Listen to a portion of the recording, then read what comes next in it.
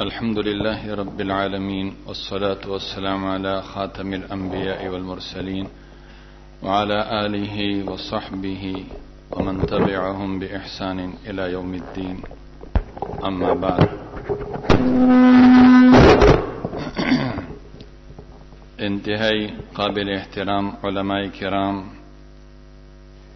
قراء اور حفاظ عظام، میرے محترم دوستوں، بزرگوں اور عزیز طلبہ، آج کی یہ جو نشست ہے اس کا تعارف شروع میں ہو گیا ہے۔ ہمارے بزرگوں نے ایک نصاب مقرر کیا ہے، اس نصاب کی تکمیل ہوتی ہے۔ یہ طلبہ جو یہاں بیٹھے ہوئے ہیں دور حدیث کے، اللہ کے فضل و کرم سے انہوں نے اس نصاب کی تکمیل کر لی ہے، اور اب یہ جا کر رسول اللہ صلی اللہ علیہ وسلم کے دین کی خدمت کریں گے۔ اس سلسلے میں آپ کے سامنے دو چار عوامی باتیں کروں گا تاکہ وہ سب کی سمجھ میں آ جائے۔ اس وقت جو موجودہ حالات ہیں اس دنیا کے، وہ یہ ہے کہ اب دشمن، جو اسلام کا دشمن، مساجد کا، مدارس کا، علماء کے جو دشمن ہے، وہ اب وہ طریقہ زیادہ نہیں اپنا رہے ہیں کہ مسلمانوں پر جدید ہتھیار استعمال کرو، ان پر بم پھینکو، اس لیے کہ اب میڈیا کا دور ہے۔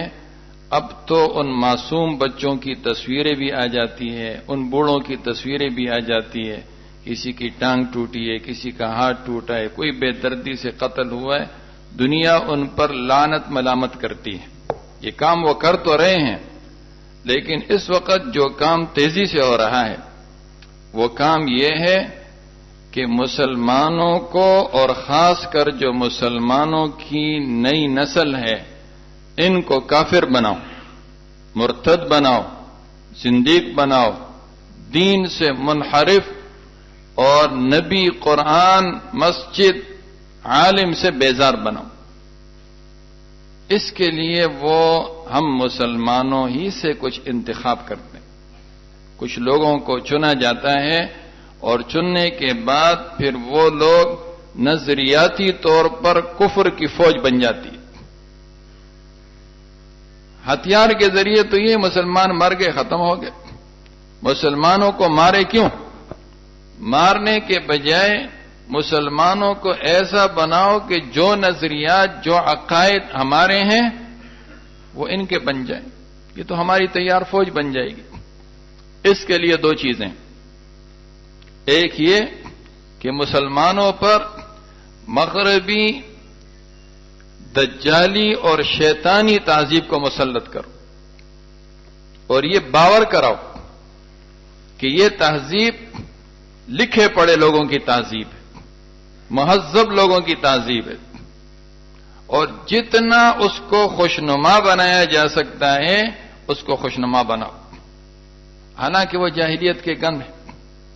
رسول اللہ صلی اللہ علیہ وسلم نے میدان عرفات میں فرمایا تھا کہ میں نے جاہلیت کے طور طریقے اپنے قدموں کے نیچے دفن کر دیے، ان مدفون گندگیوں کو نکال کر، اس کو خوبصورت بنا کر، مزین بنا کر، اس کا میک اپ کر کے میڈیا کے ذریعے آج ہماری نسلوں کے سامنے پیش کیا جا رہا ہے، اور نسلیں ہیں اس پر ایسے ٹوٹ پڑتی ہیں جیسے مکھیاں غلاظت پر ٹوٹ پڑتی۔ ہر وہ کام جو الٹا کام ہے، ہر وہ کام جس کام سے رسول اللہ صلی اللہ علیہ وسلم نے منع کیا ہے، آج وہ سارے الٹے کام، وہ سارے شیطانی کام، اس کو خوبصورت بنا کر، مزین بنا کر آج امت کے سامنے پیش کرو۔ وہ اس کا تعلق اطعمہ سے ہو، اشربہ سے ہو، لباس سے ہو، ہمارے رہن سہن معاشرت سے ہو، ہمارے معاملات سے ہو۔ اتنا وقت نہیں ہے کہ اس کی مثالیں دی جا سکیں۔ جن کاموں کو رسول اللہ صلی اللہ علیہ وسلم فرمائے یہ شیطان کا کام ہے، آج اس کام کو خوبصورت بنا کر ہمارے سامنے پیش کیا جا رہا ہے۔ جاہلیت میں کیا تھا؟ شراب تھا، جوا تھا، کتے پالنا تھا شوقین، بے حیائی تھی، فحاشی تھی، یہ چیزیں تھیں، اور آج یہ چیز ہمارے سامنے پیش کی جا رہی۔ یہ علماء، یہ حضرات، یہ ان کا امت پر احسان ہے کہ انہوں نے اس امت کو نصیحتیں کر کے اللہ رسول کے ارشادات ان تک پہنچا کر ان کو ابھی تک الحمدللہ ان کاموں سے روکا ہوا ہے، حتی الامکان اس کو روکا ہوا ہے۔ یہ نوجوان نسل یہ باہر جائے گی اور یہ اس کے مقابلے میں وہ تہذیب جو نبوی تہذیب ہے، جو رسول اللہ صلی اللہ علیہ وسلم نے جو چیز ہم کو دی ہے، یہ ان کے سامنے پیش کرے گی۔ اس لیے ضرورت اس بات کی ہے کہ ہم اپنی نسلوں کے ایمان کی حفاظت کریں۔ اس وقت ایمان کے ڈاکو ہیں ہر طرف۔ اپنے ایمان کی حفاظت کرو، اپنی نسلوں کی ایمان کی حفاظت کرو، اس کے لیے بہترین راستہ رسول اللہ صلی اللہ علیہ وسلم کی سنتیں ہیں، ان کو اپناؤ۔ ایک ایک کو چن چن کر آپ صلی اللہ علیہ وسلم کھانا کس طرح کھاتے تھے، آپ صلی اللہ علیہ وسلم کس طرح لیٹتے تھے، آپ نے لباس کے متعلق کیا ہدایت دی ہے۔ ہمیں نبی کریم صلی اللہ علیہ وسلم خالی میدان میں چھوڑ کر نہیں گئے، ہمیں سب کچھ دیا ہے۔ یہ ایسی شریعت ہے لیلھا کنہارھا، اس کی راتیں بھی ایسی روشن ہیں جیسے اس کے دن روشن۔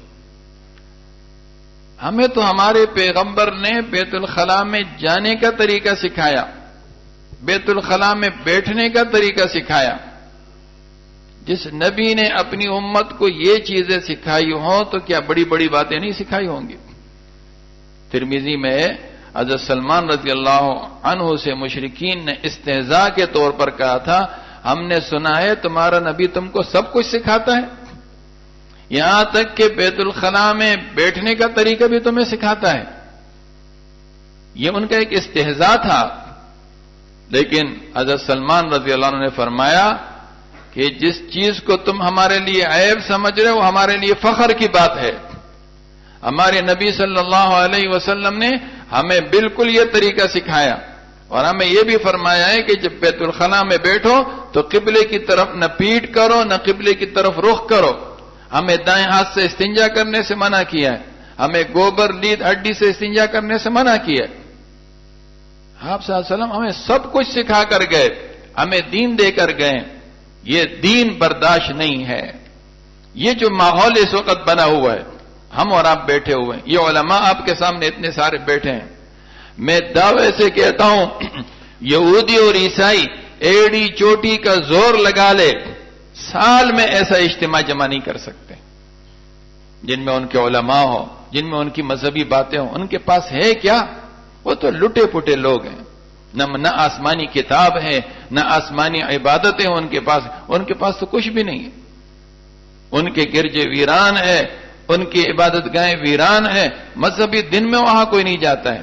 اور علماء کی محنت کو دیکھو، ایک جمعے کا دن آپ دیکھو، ایک ایک مسجد میں ہزاروں لوگ ایک عالم کے سامنے بیٹھے ہوئے۔ الحمدللہ یہ امت ابھی تک رسول اللہ صلی اللہ علیہ وسلم کے ساتھ جڑی ہوئی ہے، ابھی تک مساجد کے ساتھ جڑی ہوئی ہے، اور ابھی تک ان کا تعلق علماء کے ساتھ قائم ہے۔ لیکن اب آپ نے یہ کوششیں تیز کرنی، مزید تیز کرنی ہے۔ ایک بات ہوئی، یہ جو جوان اور نوجوان طبقہ ہے ان کو گمراہ کرنے کے لیے تو یہ گندی تہذیب یہ مسلط کر دی، لیکن جو کچھ تھوڑے سمجھدار لوگ ہیں، ذرا بڑی عمر کے ہیں اور شہوات اور لذات کے ذرا دور سے نکل گئے، ان کے لیے دوسرا حربہ ہے۔ وہ حربہ کیا ہے؟ انکار حدیث، حدیث کا انکار، رسول اللہ صلی اللہ علیہ وسلم کے معجزات کا انکار، نبی کریم صلی اللہ علیہ وسلم کی بہت سی احادیث ان کا انکار، اس لیے کہ آپ صلی اللہ علیہ وسلم کی حیات طیبہ یہ پوری کی پوری ہمیں احادیث مبارکہ میں ملتی ہے۔ جب احادیث کا انکار ہو جائے گا تو نبوی نمونہ ہی کسی کے سامنے نہیں رہے گا، اس لیے اس کا انکار کرو۔ اس کے لیے انہوں نے کتنی کوششیں کی، کہ احادیث کا انکار کرو. لوگوں کے سامنے عجیب اور غریب طریقے پر ہم صرف قرآن کو مانتے ہیں، اس لیے کہ حدیثوں میں صحیح بھی ہوتی ہیں، حدیثوں میں غیر صحیح بھی ہوتی ہے، اس میں منکر بھی ہے، اس میں شاذ بھی ہے، اس کے اندر موضوع بھی ہے، اس کے اندر ضعیف بھی ہے. قرآن سارا صحیح ہے. قرآن سارا صحیح، لہذا ہم قرآن کو مانیں. یہ ذہن بنایا، اور ذہن بنانے کے بعد اب جب قرآن پڑھتے ہیں جو کچھ قرآن میں وہ سکھائیں گے. جب ہم کہتے ہیں قرآن میں ہے کہ لقد کان لکم فی رسول اللہ اسوۃ حسنہ، نبی کریم صلی اللہ علیہ وسلم کی زندگی بہترین نمونہ ہے، تو وہ کہتے ہیں اس کا تعلق صرف عبادات کے ساتھ ہے. آپ صلی اللہ علیہ وسلم بہترین نمونہ ہے عبادات کے اندر. نماز حضور کی طرح پڑھو، روزہ جیسے بتائے اس طریقے سے رکھو، زکوٰۃ بتائیے، حج بتائیے، یہاں تک. زندگی کے دیگر امور میں آپ نمونہ نہیں ہیں. یہ ان کا دجل ہے، ان کا فریب ہے. زندگی کے دیگر امور میں کیا تھا؟ کہتے ہیں آپ صلی اللہ علیہ وسلم اپنے معاشرے اور اپنے رواج کے تابع تھے. آپ نے داڑھی رکھی، ماحول ہی داڑھی رکھنے کا تھا. آپ نے پگڑی باندھی، ماحول پگڑی باندھنے کا تھا. آپ نے فلاں کام کیا، ماحول ہی اس کا تھا. یہ انتہائی غلط بات ہے. رسول اللہ صلی اللہ علیہ وسلم جس ماحول میں تھے وہ ماحول کفر کا ماحول تھا، وہ شرک کا ماحول تھا، وہ بے حیائی کا ماحول تھا، وہ ننگے طواف کرنے کا ماحول تھا، وہ چوری کا، ظلم، تشدد، بربریت کا ماحول تھا. نبی کریم صلی اللہ علیہ وسلم ان کاموں کے کبھی قریب بھی نہیں گئے ہیں. آپ صلی اللہ علیہ وسلم نے تو اتنا اہتمام کیا کہ جب کچھ کام کرتے تھے اور کسی مشرکین کے ساتھ مشابہت آتی تھی، آپ فرماتے تھے مشرکین کی مخالفت کرو، یہ کام اس طرح کرو. یہودیوں کے ساتھ مشابہت آتی تھی، فرماتے تھے یہود کی مخالفت کرو، یہ کام اس طرح کرو. آپ صلی اللہ علیہ وسلم زندگی کے تمام امور میں، تمام کاموں میں ہمارے لیے بہترین نمونہ ہے. امام بخاری نے وہ سب کچھ بخاری شریف میں بیان کیا ہے. ایمان بیان کیا، علم بیان کیا، آپ صلی اللہ علیہ وسلم کے وضو کا طریقہ، غسل کا طریقہ، معاملات، معاشرت، کتاب الادب، کتاب الرقاق، یہ ساری چیزیں امام بخاری رحمۃ اللہ علیہ نے بیان کی ہیں. یہ دو ان کے حربے ہیں. مغربی تہذیب کو مسلمانوں پر مسلط کرو، اور اس کے لیے آسان راستہ موبائل ہے. ہر آدمی کے جیب میں یہ فتنہ ہے، یہ فتنہ ہے. ہر آدمی جب رات کو اپنے کاموں سے فارغ ہوتا ہے تو بس فارغ ہونے کے بعد دوزخ اور قبر کے سانپوں اور بچھوؤں کا تھیلا کھول لیتا ہے اور اس کے سامنے بیٹھ جاتا ہے، اس کے سامنے بیٹھ جاتا ہے. اور پھر اس میں وہ بدعقیدہ لوگ، وہ گمراہ لوگ کہ آپ ان جہمیہ، معتزلہ، خوارج، مجسمہ، قدریہ، جبریہ کو بھول جاؤ گے، ان کو بھول جاؤ گے. یہ بھی آج ہیں یہ لوگ، ان ناموں سے نہیں ہیں، ان ناموں سے نہیں ہے.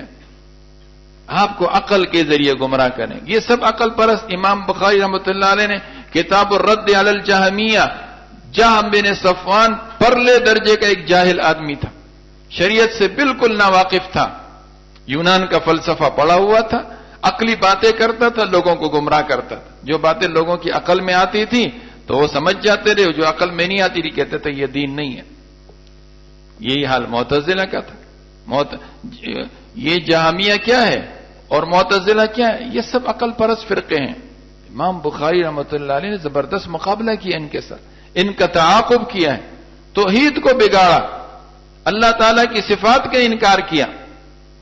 اللہ تعالیٰ کی رویت کا جو قیامت کے دن بندے اللہ کو اپنی سر کی آنکھوں سے دیکھیں گے، کہتے کوئی دیکھنا ویکھنا نہیں، اللہ کو کوئی نہیں دیکھ سکتا ہے. ایک ایک باب امام بخاری رحمۃ اللہ نے قائم کیا. اللہ تعالیٰ کے کلام فرمانے کا انکار کیا. اللہ تعالیٰ کلام نہیں فرماتا ہے، اللہ تعالیٰ کلام قاری کے منہ میں پیدا کرتا ہے. عجیب عجیب باتیں کرتے. پھر امام بخاری نے ابواب قائم کیا، دیکھو انبیاء کرام سے اللہ نے کلام کیا ہے، اہل جنت سے اللہ کلام فرمائیں گے. وَكَلَّمَ اللَّهُ مُوسَىٰ تَكْلِيمًا، دیکھو موسیٰ علیہ السلام سے بات کی، تکلیماً مفعول مطلق لا کر مجاز کے احتمال ہی ختم کر دی ہے. یہ سارا تعاقب ہے. لیکن ہم نے کبھی بخاری شریف کو اس نظر سے پڑھا ہی نہیں ہے، بخاری شریف کا مطالعہ اس نظر سے کسی نے کیا ہی نہیں کہ کتنے فتنوں پر امام بخاری رحمۃ اللہ علیہ رد کر رہے ہیں.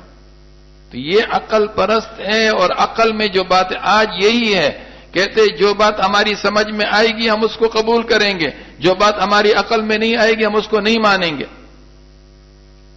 ارے عقل کو خدا نے پیدا کیا ہے یا عقل نے خدا کو پیدا کیا ہے؟ کیسی باتیں کرتے ہیں یہ لوگ. دین نام ہے سپردگی کا، اپنے آپ کو اللہ کے حوالے کرو. جیسے ابراہیم علیہ السلام سے کہا اسلم، فرمایا اسلم تو رب العالمین. ابراہیم ہمارے اپنے آپ کو ہمارے سپرد کر دو، فرمایا میں نے تو رب العالمین کے اپنا آپ رب العالمین کے حوالے کر دیا ہے. دین اس چیز کا نام، اتباع کا نام دین ہے، عقل گھوڑے دوڑانے کا نام نہیں ہے.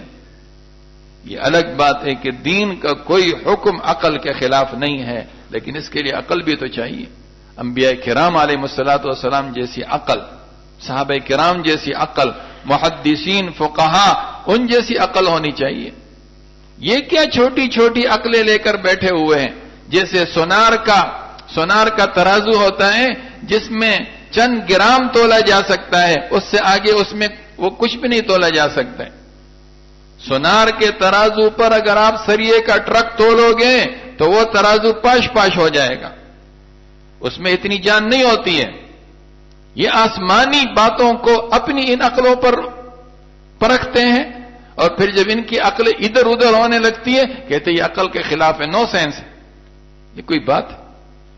ہر بات عقل کے مطابق، ہماری عقل میں آئے یا نہ آئے، اللہ کے دین کو مانو، رسول اللہ صلی اللہ علیہ وسلم کی باتوں کو مانو، اس میں تمہارے لیے دنیا اور آخرت کے اندر نجات ہے. یہ ان کی عقل ہے کہ بس صرف دنیا تک یعلمون ظاہرا من الحیات الدنیا، صرف دنیا کی زندگی جانتے ہیں، آخرت سے بالکل غافل ہے. آخرت کی طرف توجہ کرو. دیکھو امام بخاری باب قائم کیا وَنَضَعُ الْمَوَازِينَ الْقِسْطَ لِيَوْمِ الْقِيَامَةِ، قیامت کے دن ہم انصاف کے ترازو قائم کریں گے. فَلَا تُظْلَمُ نَفْسٌ شَيْئًا، کسی پر ذرہ برابر بھی ظلم نہیں ہوگا. جس نے ذرہ برابر خیر کا کام کیا ہوگا یا شر کا کام کیا ہوگا، اتینا بہا، اللہ کہتے ہیں ہم لائیں گے، حساب کریں گے. معتزلہ کہتے ہیں ترازو ہماری سمجھ میں نہیں آتا ہے، بس ایک عدل و انصاف ہوگا. ترازو کے منکر تھے، امام بخاری رحمۃ اللہ نے باب قائم کر کے بتایا ترازو قائم ہوگا، اس کے دو پلڑے ہوں گے، ایک میں نیکیاں رکھی جائیں گی، دوسرے میں برائی رکھی جائے گی. ان پلڑوں میں سے ایک جھکے گا، اگر نیکی والا جھک گیا تو پھر تو عیش اور مزے ہیں، برائی والا جھک گیا تو بربادی اور تباہی ہے. والوزن یومئذ الحق، قیامت کے دن وزن کا ہونا یہ حق ہے.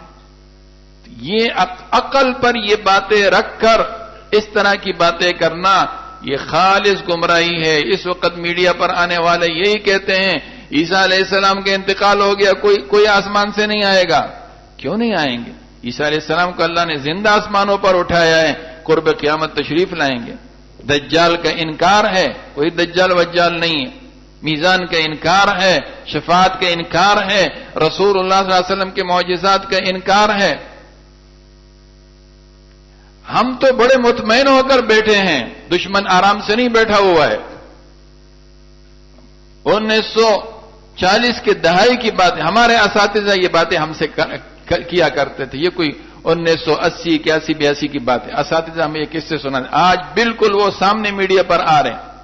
ہندوستان کا ایک نواب تھا، نواب چٹاری تھا یا پٹاری، کوئی اس طرح کا اس کا نام ہے.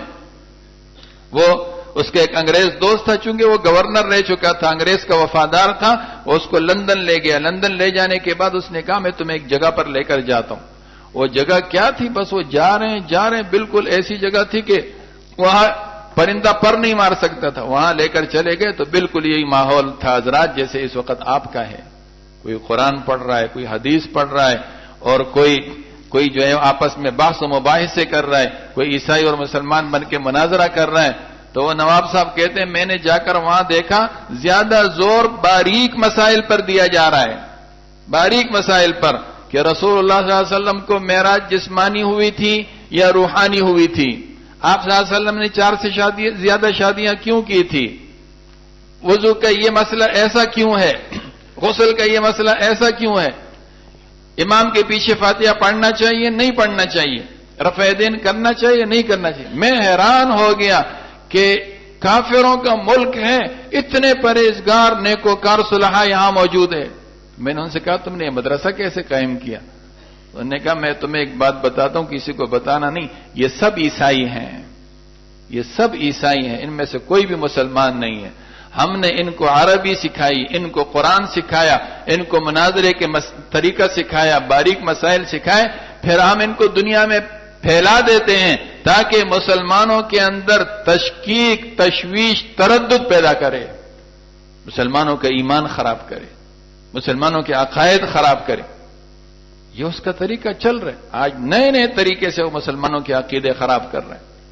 اس لیے یہ جو نوجوان فارغ ہو رہے ہیں، ان کے سرپرست حضرات آئے ہیں، میرے دوستو، آپ نے اپنے جگر کے ٹکڑے ہمارے سپرد کیے تھے، مدرسے کے سپرد کیے تھے، اور میں یقین کے ساتھ کہتا ہوں، یہ بخاری شریف میرے سامنے ہے، مدرسے والوں نے ان کی تعلیم اور تربیت میں کوئی کسر نہیں چھوڑی ہے، کوئی کسر نہیں چھوڑی۔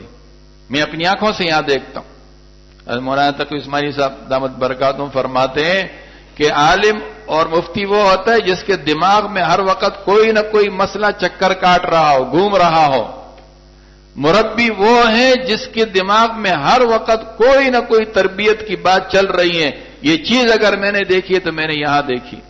ہمارے مولانا موتی الرحمن عباسی صاحب دامت برکاتہم، اللہ ان کی عمر میں برکت نصیب فرمائے، اللہ ان کو معذوری سے بچائے، ان کے دماغ میں ہر وقت تربیت کی باتیں چکر کاٹ رہی ہوتی، ہر وقت تربیت کی باتیں چکر کاٹ رہی، صبح سے لے کر رات تک، اور پتہ نہیں شاید سونے کے بعد ان کے خواب بھی تربیت ہی کے آتے ہوں گے۔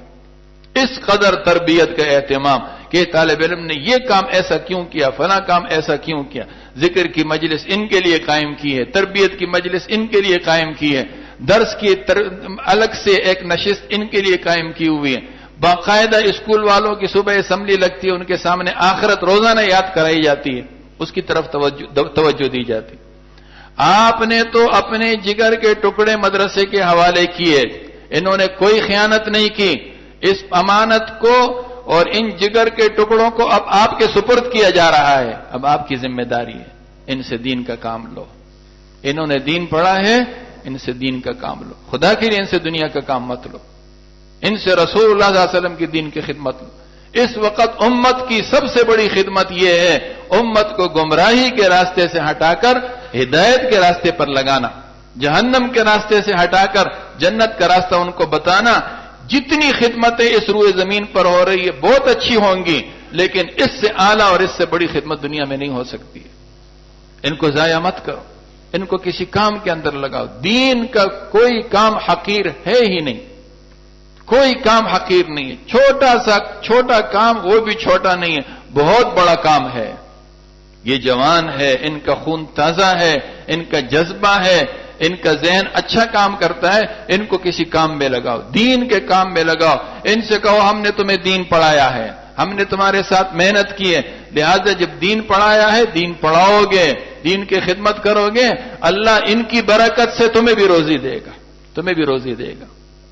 تو یہ ایک دو باتیں میں نے آپ سے عرض کرنی تھی کہ یہ فتنے کا دور ہے، اپنے ایمان کی حفاظت کرو، اپنے آپ کو علماء کے ساتھ جوڑو۔ جن کے گھر میں عالم پیدا ہو گیا تو سبحان اللہ، وہ تو بہت بڑی بات ہے۔ جن کے ہاں عالم نہیں ہے وہ اپنے آپ کو ان علماء کے ساتھ جوڑے، اپنے ایمان کی فکر کرو، اپنے دین کی فکر کرو۔ میڈیا پر آنے والا جو آپ کو دین سکھائے اس سے کوئی دین نہیں سیکھ سکتا ہے۔ آج تک ہم نے میڈیا کا ہدایت یافتہ نہیں دیکھا ہوا ہے۔ دین آپ کو یہ ہمارا میڈیا ہے، یہ ممبر، یہ محراب، یہ معلم کی سیٹ، یہ ہمارا میڈیا ہے۔ ان کے سامنے آ کر بیٹھو، یہ دین سیکھو۔ تو یہ فتنے ہیں، یہ صرف اس وقت کے فتنے نہیں تھے، یہ فتنے رنگ بدل کر آ رہے ہیں۔ یہ پرانے شکاری ہیں، نیا نیا جال لے کر آ رہے ہیں۔ اس لیے امام بخاری اس پر متنبہ کر رہے ہیں، وَأَنَّ أَعْمَالَ بَنِي آدَمَ وَقَوْلَهُمْ يُوزَنُ، اولاد آدم کے اعمال اور ان کے اقوال سب ترازو میں تولے جائیں گے۔ یہ ہماری نقل و حرکت، اس کو بھی تولا جائے گا، یہ ہماری زبان سے نکلنے والی ایک ایک بات، یہ بھی تولا جائے گا۔ وقال مجاہد القسطاس العدل بالرومیہ، مجاہد فرماتے ہیں قسطاس رومی زبان میں عدل کو بولتے ہیں۔ دیکھو امام بخاری نے اپنی عقل نہیں چلائی، یہ نہیں فرمایا کہ میری رائے یہ ہے کہ قسطاس رومی زبان میں عدل کو، سلف صالحین کا حوالہ دے رہے ہیں، بڑوں کا حوالہ، یہ بتا رہے ہیں اپنی عقل پر مت چلو، بڑوں نے جو کہا ہے اس پر چلو، بڑے جو بتا رہے ہیں اپنے بڑوں کے ساتھ جڑے رہو، اپنے سلف صالحین کے ساتھ جڑے رہو۔ یہ تفردات ایک فضول چیز ہے، اچھا خاصا ایک عالم ہوتا ہے، اس کی عزت ہوتی ہے، جب وہ اپنے تفردات بنا لیتا ہے اس کی عزت علماء کی نظر میں ختم ہو جاتی ہے۔ ہم کیا چیز ہیں، ہمارے تفردات کیا چیز ہے؟ امام بخاری جگہ جگہ آپ نے دیکھا، اکرمہ نے یہ کہا، مجاہد نے یہ کہا، عبداللہ ابن عباس نے یہ کہا، فلاں نے یہ کہا، فلاں نے یہ کہا، یہ بتا رہے ہیں آپ کو بڑوں کے ساتھ جوڑ رہے ہیں۔ وَيُقَالُ الْقِسْطُ مصدر المقصد، یہ مقصد کا مصدر ہے اور اس کے معنی عادل کے، اور جو قاصد ہے اس کے معنی جائر کے، یعنی مصدر کے بدلنے سے باب بدل جاتا ہے۔ پھر آگے انہوں نے اپنی سند پیش کی اور یہاں تک طالب علم نے پورا سلسلہ بیان کیا، اور اس سلسلے کے ہمارے جتنے بھی بزرگ ہیں، ہمارے اساتذہ مشائخ، ابو ہریرہ رضی اللہ عنہ تک، ابو ہریرہ تو بہرحال صحابی ہیں، صحابی کا کیا کہنا، لیکن ابو زرع تک اللہ کی قسم سب اولیاء ہیں، سب صلحاء ہیں، اور الحمدللہ آپ اس سلسلۃ الذهب کے ساتھ جڑ گئے ہو۔ ابھی قال حدثنا احمد بن اشکاب قال حدثنا محمد بن فزین عن عمارة بن القعقاع عن ابي زرعة عن ابي هريرة رضی اللہ عنہ قال قال النبي صلی اللہ علیہ وسلم، رسول اللہ صلی اللہ علیہ وسلم نے فرمایا، کلمتان حبیبتان الی الرحمن، دو کلمے ایسے ہیں جو رحمان کو بہت محبوب ہیں، خفیفتان علی اللسان، زبان پر ہلکے پھلکے ہیں، ثقیلتان فی المیزان، لیکن ترازو میں بہت وزنی ہوں گے۔ یہی ترجمۃ الباب ہے، اسی سے امام بخاری ثابت کر رہے ہیں کہ یہ کلمے کل قیامت کے دن ترازو میں تولے جائیں گے، اور وہ کلمے کیا ہیں؟ سبحان اللہ و بحمدہ سبحان اللہ العظیم۔ جب یہ کلمے اتنے بھاری ہیں تو قرآن کا کتنا وزن ہوگا، قرآن کا کتنا وزن ہوگا۔ ابواب یہی چل رہے ہیں پیچھے، قرآن اللہ کا کلام ہے، یہ مخلوق نہیں ہے، اللہ کی صفت ہے، اللہ کی ذات سے نکلی ہے، اور قرآن کی یہ صفت، قرآن کی یہ صفت، اس باب کو لا کر امام بخاری فرما رہے اندازہ لگاؤ، جب یہ دو کلمے بھاری ہیں، جب تم قرآن پڑھو گے تو تمہارا ترازو کتنا بھاری ہوگا۔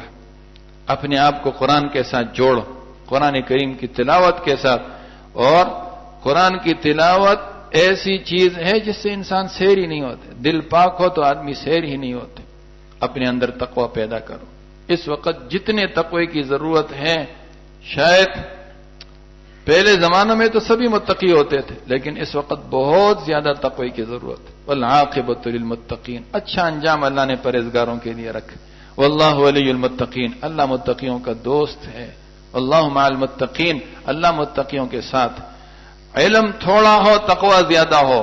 دنیا کی نظر اس وقت متقی پرہیزگار علماء پر لگی ہوئی، ان کو یہ فیشن ایبل مولوی ان کو پتا ہے، یہ جو روزانہ رنگ برنگی کپڑے پہننے والے اور یہ میڈیا پر آنے، ان کو پتا ہے، ان کی علمیت بھی ان کو معلوم ہے، اور ان کو پتا ہے ان کو کون لے کر آیا ہے۔ دشمن اگر ڈرتا ہے اس عالم سے ڈرتا ہے جو چٹائی پر بیٹھنے والا ہے، جو گوشہ نشین ہے، جو مسجد اور مدرسے میں بیٹھ کر اللہ اور رسول کے دین کی باتیں بتا رہے اور جس کے اندر بھرپور تقوی ہے۔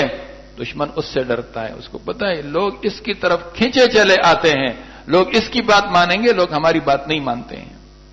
تو بہرحال امام بخاری رحمۃ اللہ علیہ نے جاتے جاتے ہمیں یہ بتا دیا، اللہ کے ساتھ تعلق قائم رکھو، ذکر اذکار یہ شیطان کے لیے مہلک ہتھیار ہے، اور اپنے ایمان کی حفاظت کرو، اس لیے کہ کتاب کے شروع میں بھی ایمان، کتاب التوحید یہ کتاب الایمان کا تتمہ ہے، بتانا یہ چاہتے ہیں اول اور آخر ایمان کی حفاظت کرو، اسی ایمان کو بچا بچا کر ایک دفعہ قبر میں لے جاؤ، پھر مزے ہی مزے ہیں۔